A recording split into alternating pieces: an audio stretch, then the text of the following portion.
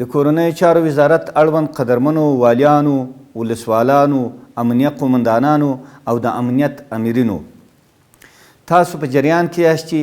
څه موده وړاندې د هیواد په یو شمېر ولایتونو کې د اوبو د نشتون له کبله خلکو ژورې څاګانې کیندلې چې له وجې د هیواد یو شمېر ماشومان کیندل شوو څاګانو ته ورغورځېدلي او خپل ژوند یې له لاسه ورکړی. په خواشینۍ سره چې دا لړۍ لا دوام لري. له دې امله ټولو مسؤلینو ته هدایت ورکول کیږي چې په خپلو اړوندو ولایتونو کې د څاګانو مالکینو ته سپارښتنه وکړي چې تر څو د خپلو څاګانو سرونه پټ کړي، د نه پټېدو په صورت کې به اړونده کسان عادي او قضایي ادارو ته سپارل کیږي او هغه هیوادوال چې د خپلو څاګانو د سرونو د پټولو توان نه لري د یو هیئت په ټاکلو سره دې وڅېړل شي او ریپورټ دې د کورنیو چارو وزارت له درانه مقام سره شریک شي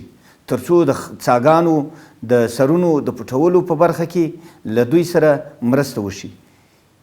چې داسې زړه بږنونکي پیښې بیا تکرار نه شي.